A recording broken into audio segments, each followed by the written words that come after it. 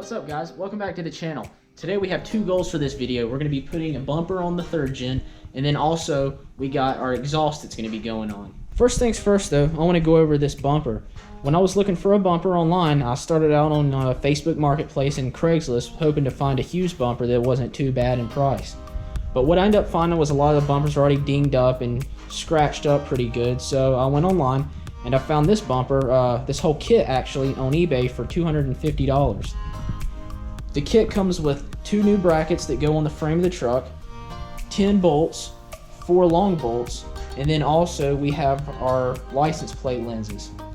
Now when I got this bumper, I really didn't expect a lot out of it as far as quality was, because like I said, it is from eBay.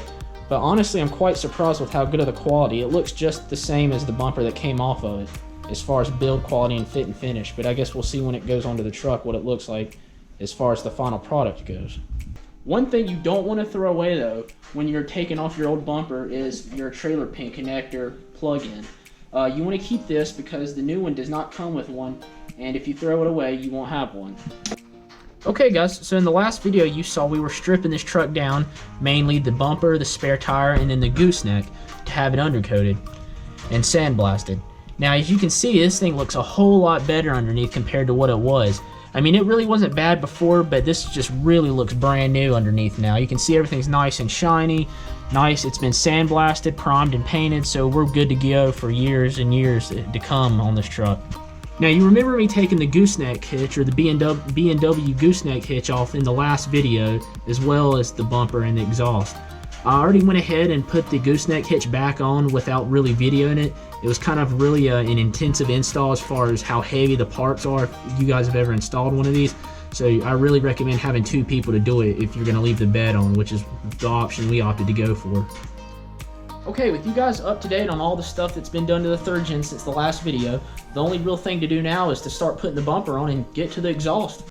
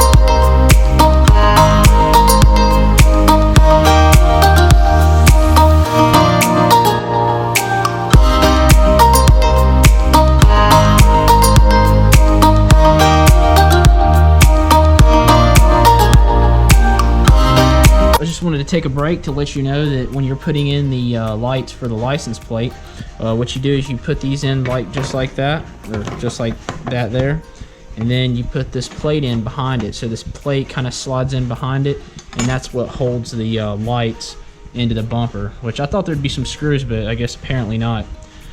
They also give you some new hardware for your license plate, which is kind of nice as well. So with that said, there's those screws that are left there. Maybe these screws can be used for the license plate, but this stuff right here as far as the washer and then these plastic little things, there's really nowhere for those. Also, we have these bolts left over. These are 4 bolts that are pretty long. I went through and looked at it, and even if we did replace the brackets that mount to the frame, these bolts still don't have a purpose, or they still won't work anywhere. And then also we have a couple bolts and a couple nuts left over. I think the reason for that is there was some clips, some threaded clips still on the frame that were still good, so we just went back and used those. Okay guys, so behind me we got the 5-inch stainless exhaust that's going to be going on this truck. It's a diamond eye. I believe I paid somewhere around maybe a little over $200 for it. It wasn't too bad at all, especially for a full stainless system like that. So let's get to it.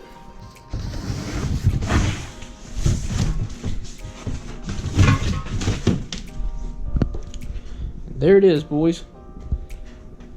I tell you, I did not realize how big these 5-inch exhausts are. I mean, these things are massive. I don't know if the camera's doing it justice, but I mean, it's just a huge exhaust system compared to what's on there now. So it's really going to be interesting to see how this thing sounds.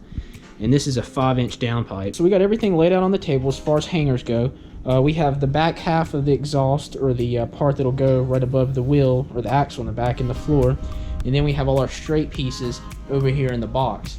But yeah, right here we have all our hangers laid out. These are just basic hangers, and then, or these are actually clamps, and then these are hangers that have the clamps built on.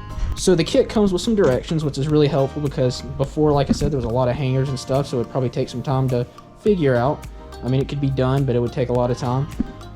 They give you a nice little decal that you can put on the back of your windshield, and then you got your warranty information right there that you need to send in. But yeah, so starting with the directions, well, it looks like we'll need to go in and remove the rest of the downpipe. Okay, I don't know if you guys remember, but we've already taken about, I'd say, 3/4 of this exhaust off this truck just when we were taking it to get undercoated. So really all we have to do is remove that downpipe and we'll be good to go to start installing the new exhaust.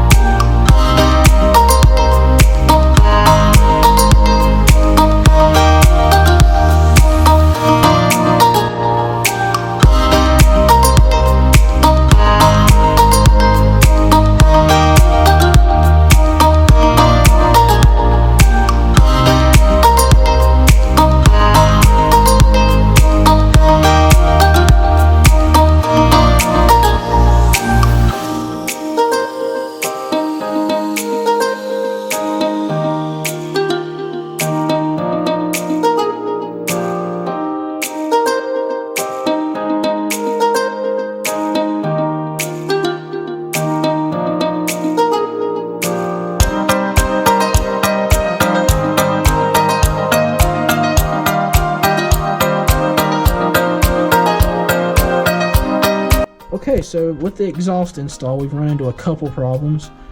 First off, the part that runs over the axle looks like it's not really long enough, and where it comes down over the axle, it's kind of close, and I'm kind of concerned about when the axle goes up with the suspension if it's going to hit or not. But nevertheless, it looks like we're probably going to clear that. But the other problem is they gave us 2 female ends, or 2 flared ends as far as that goes, to that pipe there that's supposed to come out behind the wheel. So what we're going to have to do is cut this off right here to turn that into a male end to get that to fit into there. Not sure why they did that. I don't know if that was maybe just a defect from the factory or what. And then lastly, the next problem is this hanger right here. It's supposed to go up here in this rubber grommet, and really no matter how you put that, it doesn't really fit up to the exhaust at all. So what I've looked at is we're probably going to have to bend that piece of stock bar probably about 90 degrees, which is going to be fun since it's, you know, pretty hard. Okay guys, so as you can see, we actually got the hanger all sorted out. So I thought we were supposed to put it in the factory mounting place, or I thought we could get away with it at least, because when I read the directions, I thought we were maybe going to have to drill into the frame to add the last mount. But it turns out there's already an elongated hole that goes all the way through on that frame rail right there. So all you have to do is use the bolt and washers they supplied to kind of bolt that up and just put it onto the exhaust. So you don't use the factory welded last hanger, you kind of put your own in. And then as far as that exhaust being a female to female connection, I'm not really sure why they did that. I don't know if that was maybe like a mistake from the factory from where it goes over the axle, but we went through and we cut this piece closest to us and just slid it right in, put the clamp on it, and it was good to go. Also, as far as where it goes over the axle, at first I wasn't sure if that was going to be back far enough, so I thought maybe when the truck goes, you know, the suspension's compressing and decompressing, it might hit the exhaust, but it turns out that's actually not the case and it clears just fine. With all that said, the only little thing to do now is to start this thing up and see how it sounds.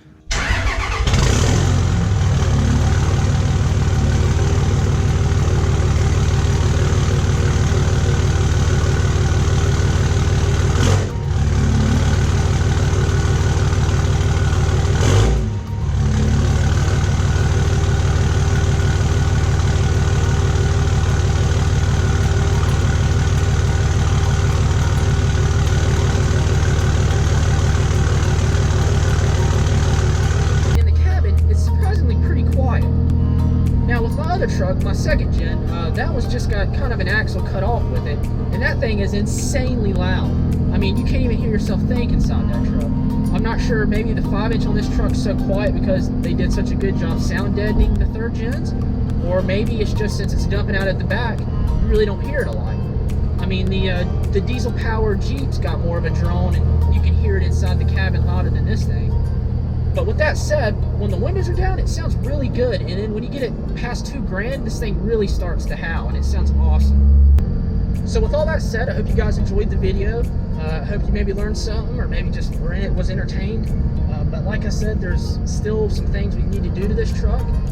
One of the things I want to do is remove the turbo silencer ring, which still needs to be done, and I want to do that and see how that sounds, because the turbo silencer ring is still in this truck. And then also, there's a couple other things we're going to do. So stick around, subscribe, you know, like if you want, and I'll see you on the next one.